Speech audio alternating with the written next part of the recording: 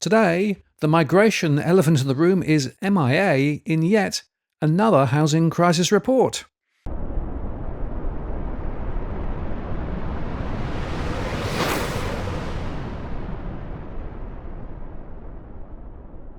Hello again, it's Martin North from Digital Finance Analytics, where I'm latest post covering finance and property news. In a recent one-to-one conversation, I was asked why I keep talking about the drivers of housing affordability when it seems those in charge simply default to that it's all about supply.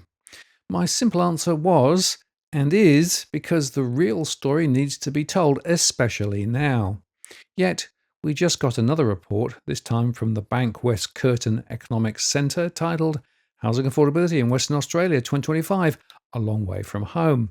Now, I note that the BankWest Curtin Economics Centre is an independent economic and social research organisation located within the Curtin Business School at Curtin University in WA. The centre was established in 2012 through the support of BankWest. That's a division of Commonwealth Bank, of course. The centre's core mission is to deliver high-quality, accessible research that enhances our understanding of key economic and social issues that contribute to the sustainability of Western Australia and the well-being of families, businesses and communities in the state and across Australia. Sounds quite laudable, really. In the foreword, Professor Alan Duncan writes that housing has emerged as one of the most urgent and complex challenges facing Western Australia.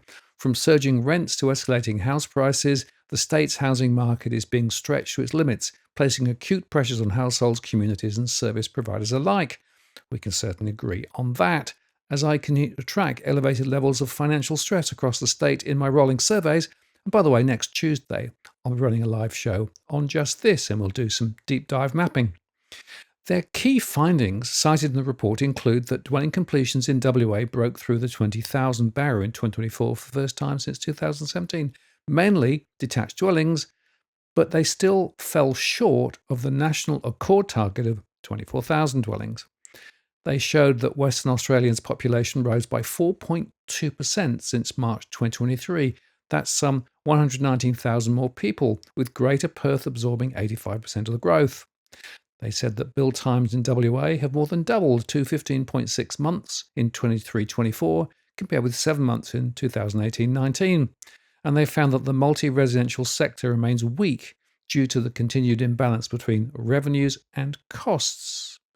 Affordability for single-income essential workers has deteriorated, with most unable to buy in more than a handful of Perth suburbs, and within the report they argue that Western Australia's housing system is facing, therefore, a profound and urgent challenge. Record population growth, constrained housing supply, and escalating rental costs have created a housing crisis that is testing the resilience of the state's market and exposing deep vulnerabilities for renters, low and even moderate income families. This report, they say, presents a clear case for immediate and coordinated policy action to restore balance and equity in the housing system. Demand is significantly outpacing supply. While WA delivered over 20,000 housing completions in 2024, that's the highest in 7 years, that remains 4,000 dwellings short of the implied housing accord target. And compounding the shortfall are acute capacity constraints in the construction sector, exacerbated by builder insolvencies, labour shortages, rising material costs, and delays between approvals and completions. Rental affordability has deteriorated markedly.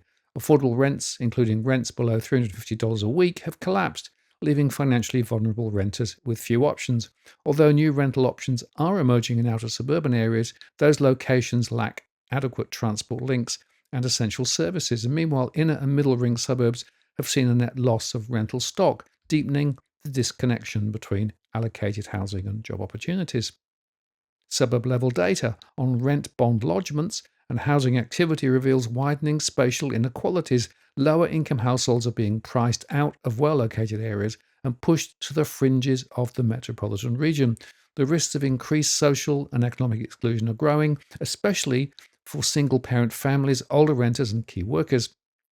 And they go on to say, without a substantial and sustained uplift in housing supply, including a significant expansion of social and affordable housing, WA faces a future of worsening affordability, rising homelessness, and further strains on support services.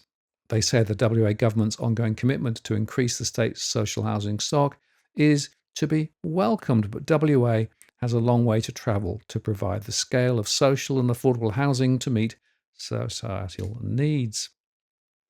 Addressing this challenge will require not only increased investment in housing stock, but also more flexible tenure models, greater utilisation of underutilised land, and enhanced support services to maintain housing stability.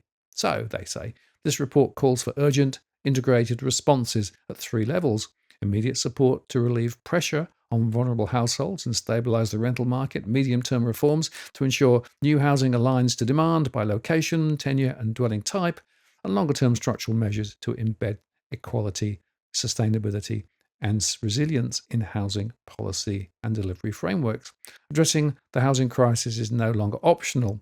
It's a shared responsibility. Without bold, collective action, the affordability crisis will continue to undermine social cohesion, public health and economic productivity.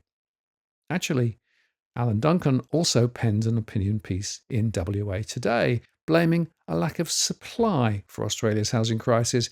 While interest rates, tax incentives and migration settings all play a role in the debate, the core issue is brutally simple: we're not building enough homes. The latest Housing Affordability report from the Curtin Economics Centre lays the facts bare and shows that across the country housing demand is surging ahead of supply. That imbalance is pushing prices skyward, but it's the rental market where the supply shortfall bites the hardest. In many states, rental supply simply isn't keeping up with population growth. Years of underbuilding, worsened by building insolvency, workforce shortage and sluggish land releases have choked the housing pipeline. We're simply not building fast enough or in the right places.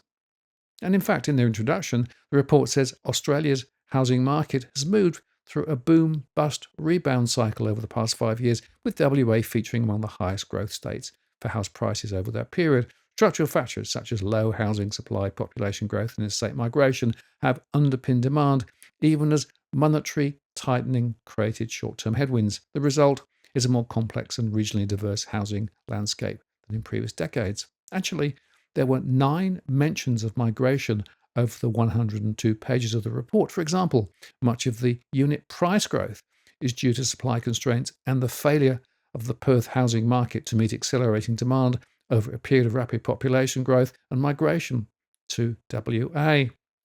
And this is the point.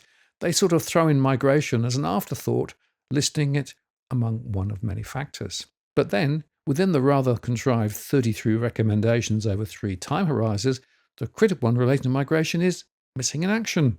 Although they mention population growth, the migration element is not explored at all. It's not seen as a factor to be thought about in the context of solving the problem. In fact, if you look at the data contained in the National Housing Supply and Affordability Council's latest projections, they estimate that Australia's housing construction will remain well below the Albanese government's annual construction target of 240,000 homes because population growth, read immigration, is forecast to remain historically high. Australia's housing shortage actually will worsen by 79,000 dwellings over the 5 years. But in fact, the NHSAC's sensitivity analysis shows that if Australia's population grew by 15% less than forecast over the next 5 years, then Australia's projected 79,000 shortage would turn into a, wait for it, 40,000 surplus. So the problem that I see is that the big Australia brigade, led by the banks and the universities, as well as the building and construction sector and the Treasury, simply demand more migrants to stoke the current growth rates. Interestingly, there are 2 main routes, with many arriving in the eastern states and then choosing to move west to Greater Perth, as well as a large slice of students directly landing in the west, many of whom, of course, would land in Curtin University. The fact is, until the issues of migration are incorporated into the housing affordability discussion, we will continue to be deflected into the fact that it's, quote, a supply problem. The truth is, sure, supply is an issue, but demand comes from more people arriving in Australia and disproportionately heading west. And the extension of even more mortgage credit, by the way, is also stoking demand as well. Without a grown-up discussion of this elephant, the rest of the report is all but frankly wallpaper, as so many before have been. Let's be absolutely clear. The primary solution to Australia's housing crisis is to moderate demand by running a sensible, sustainable immigration program. If you crimp demand, you'll solve the housing crisis. Now, if you're buying your home in Sydney's contentious market, you don't need to stand alone. This is the time you need to have Edwin Almeida from Ribbon Property Consultants standing alongside you. Buying a property is both challenging and adversarial. The vendor has a professional on their side. Emotions run high, price discovery and price transparency are hard to find, and then there's the wasted time and financial investments that you make. Edwin understands your needs, so why not engage a licensed professional to stand alongside you? With RPC, you know you have experience, knowledge, and master negotiators looking after your best interests. So shoot Ribbon an email at info@ribbonproperty.com.au, and if you use the promo code DFAWTW/Martin, you can get a 10% discount offer. I'm Martin North from Digital Finance Analytics. Many thanks for watching, and I'll see you again next time.